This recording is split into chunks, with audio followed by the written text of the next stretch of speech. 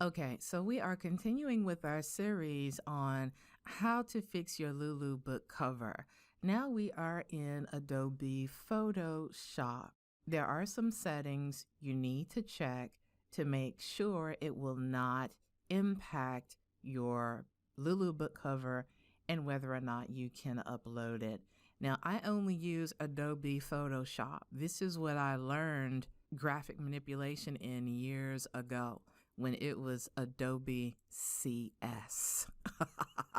Okay, so I've been using this for years. I don't know how to use GIMP or any of the free software. I don't advise using free or cheap software. Adobe now has a subscription program where just for $9.99 a month, you can rent it basically. So I advise you to do that. Okay, so we are in Adobe Photoshop. You have to have a high quality JPEG or PNG image. What do I mean by that? Well, let's say you want to use a particular image for your file or for your book cover, or you might have several images that you want to use. So this is a stock photo. You can get stock photos for free at unsplash.com or pexels.com. I like canstockphoto.com and I pay for images, but it's a minimal amount of money. I like this image. Let's make sure it meets the standard for 300 dots per inch. Go to Image, Image Size. Now you see the image size dialog box. You can see the pixels.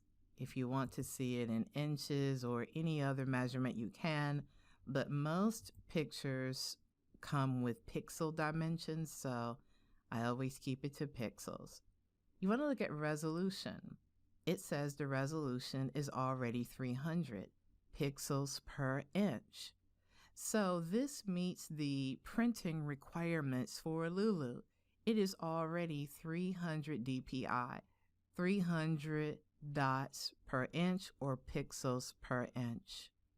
So we do not need to do anything to this photo because it already meets the high quality print standards. We can just cancel out of that. Very good. Well, let's take a look at another photo you might want to use. This photo is not already set in 300 dpi. Again, let's go to Image, Image Size. It is only set at 72. The resolution is only 72. This means that it's good for looking at it on the web. 300 dpi is for printing. 72 or 96 dpi is for posting to the web. So this will look really good on the web, but not if you're trying to print it on your book cover. So we need to change the resolution to 300 dpi. This is how you can take a lower quality image and increase it so that it meets the high quality print standard. Before you change this to 300, note the dimensions here of your image, 800 by 800. So you want to make sure this is clicked so that your width and height dimensions are connected to each other so that if you change the width, the height will automatically change. Okay, so you see I changed the width, the height automatically changed. So just click and let's take it back to the original height and width, which was 800.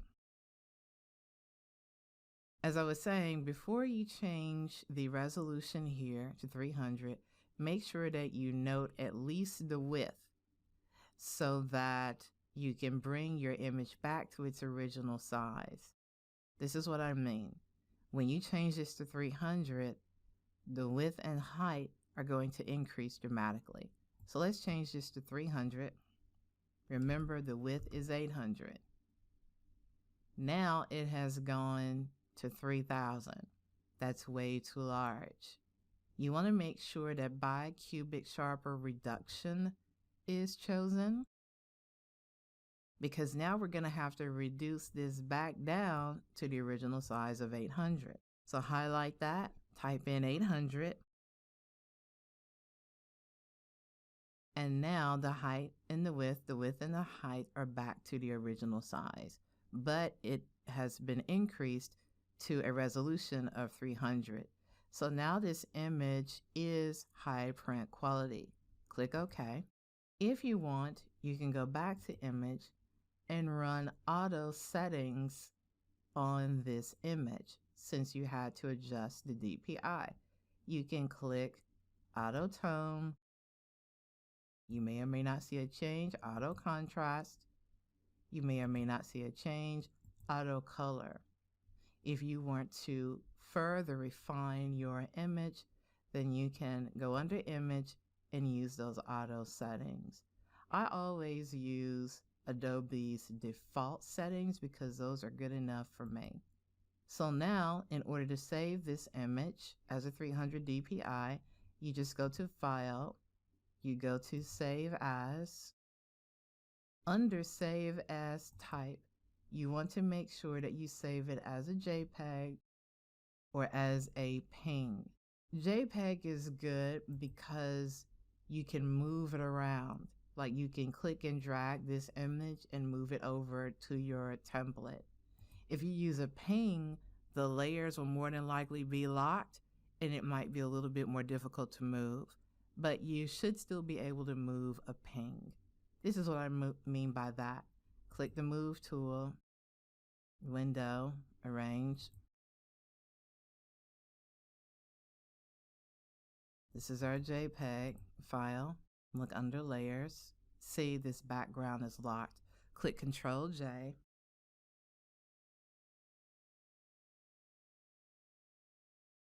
And with that Move tool selected, you can move this image to another window. That's what I mean by that.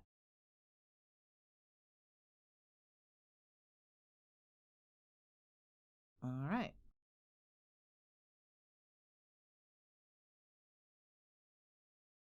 That's what we mean by a high quality JPEG or PNG file image. Now let's move on to another error you might be experiencing. If you ever see something related to transparency, you have a transparency in your files or something like that, that means that you have not flattened your cover image. So we've already taken you through how to put a book cover together. So that is not the purpose of this. We just want to show you how to fix the flattening error. You have all of these layers, right? All of these layers are connected to something over here in the window. Instead of just saving this as a PDF with all of these layers individual, you need to flatten it so that it consolidates everything down into one file. So you go under Layer, Flatten Image. Discard hidden layers. That just means that I have some hidden layers. Yes. Now you can see in this layers panel, there is only one image showing. All of those layers have been compressed and consolidated. This is what we mean by flattening. Your image has to be flattened before you convert it to PDF. And this is a way to do it. Once you flatten your image, you are now ready to save it as a PDF. You want to make sure that your PDF settings, your Adobe PDF settings, are also set to high quality print. Go under Edit. Go under Adobe PDF Preset. It is set to high quality print. But you just want to make sure that your default Adobe settings are set to high quality print and just click Done. So now let's save this down as a PDF. File, Save As, give it a name. Under Save As type, you want to find PDF. And I just look for the acronyms, but it says Photoshop PDF. Select that, select Save. Now, make sure that your Adobe PDFs preset is set to high quality print. We just checked it under the edit file. We want it to be high quality print. I just have several settings here because I've done some different things in this program. You might only see high quality print. That's all you need to be checked. You do not have to do anything else to these settings. In fact, just use all of Adobe's default settings. Don't do anything to it. Click Save PDF and let it do its magic. Okay, so that's it for the Adobe Photoshop fixes. Hopefully this has been helpful to you. Thank you so much for joining the class and happy publishing.